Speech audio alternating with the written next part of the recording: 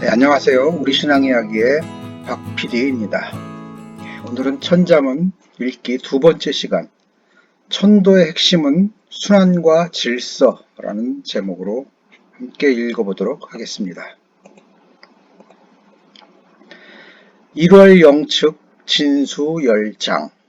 여기서 진수할 때 이 숫자는 보통 잘 숫자로 쓰이는데요. 여기에서는 별자리 수라는 뜻으로 쓰였습니다.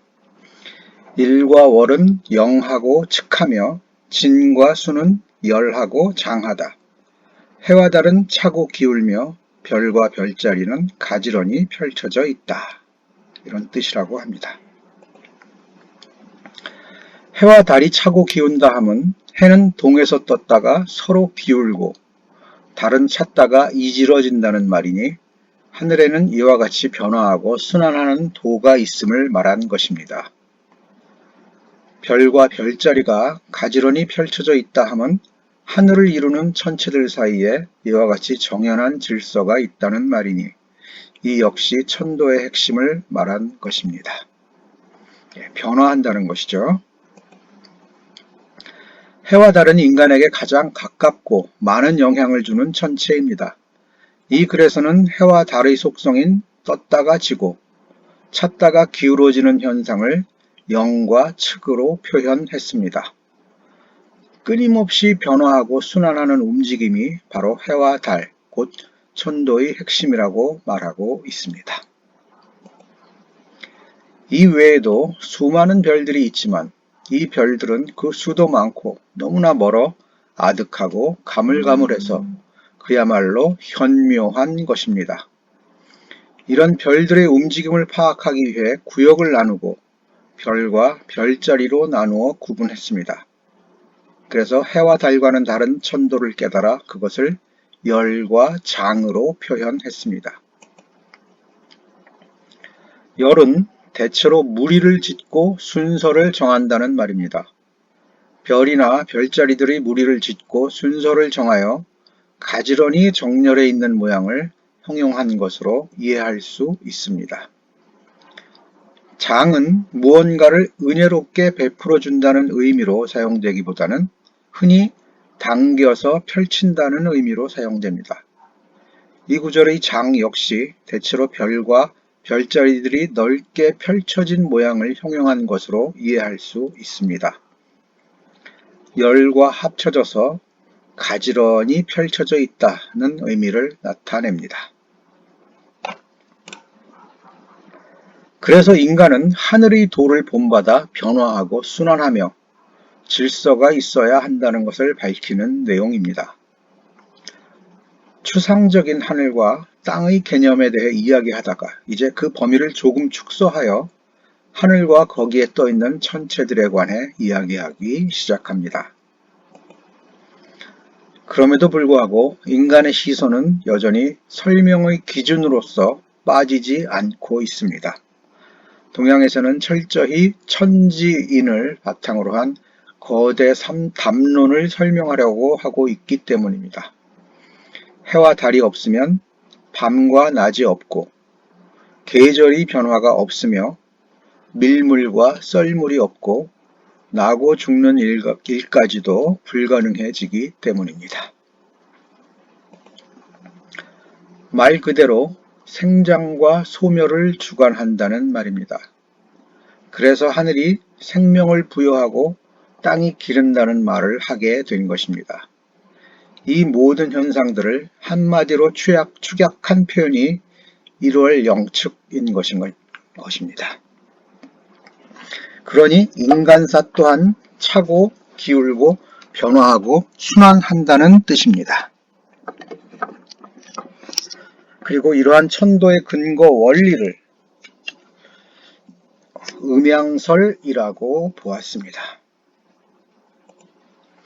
오늘날 이러한 동양의 사상들이 미신으로 치부되곤 하는데 점을 치는데 기반이 된 음양설과 도참설에 영향을 미친 오행설 때문에 그렇게 오해를 받습니다.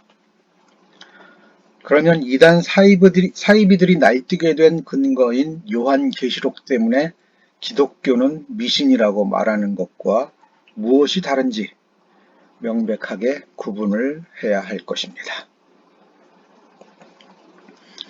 주역에서는 태극으로부터 음양의 두 기운이 나왔다고 전제합니다. 우리나라 태극기 중앙의 원을 이루고 있는 푸른색과 붉은속의 이 회오리 치는 반원이 바로 이 음과 양을 상징하는 것입니다.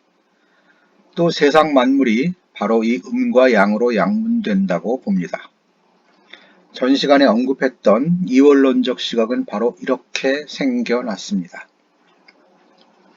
그러나 서양과는 달리 그 출발은 태극이라는 하나에서 출발한다고 말합니다.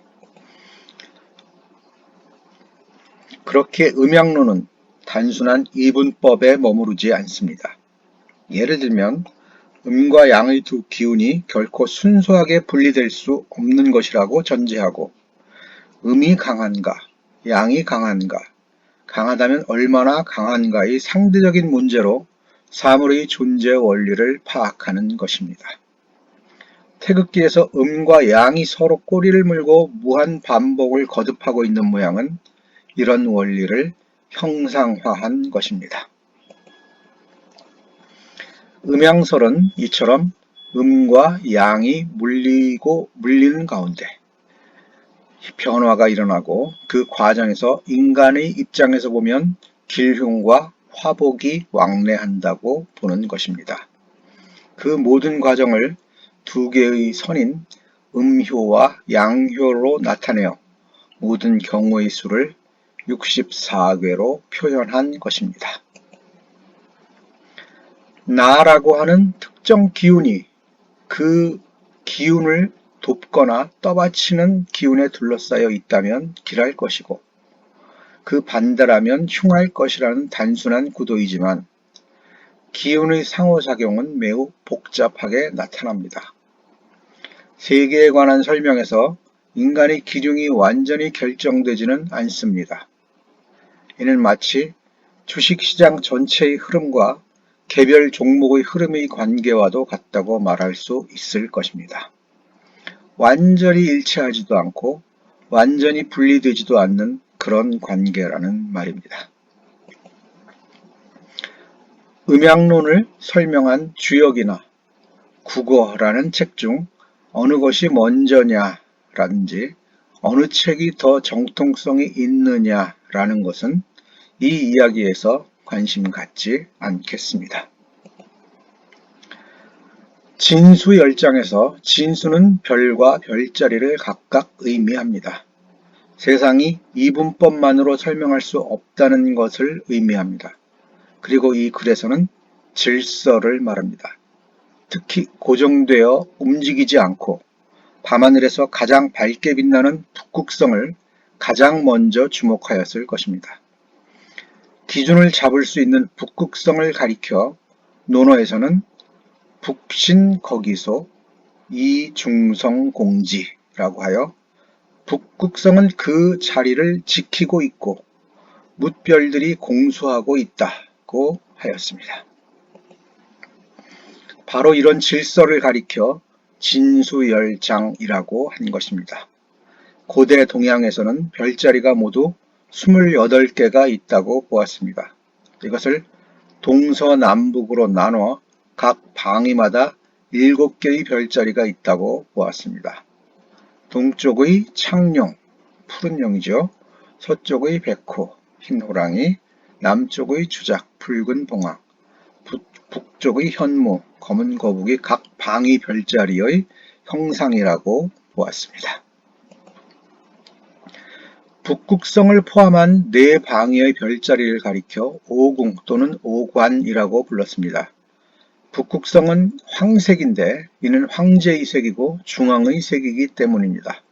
여기에 동서남북의 색깔을 더하여 오방색이라고 불렀습니다. 당연히 오행설과 관련된 색깔입니다.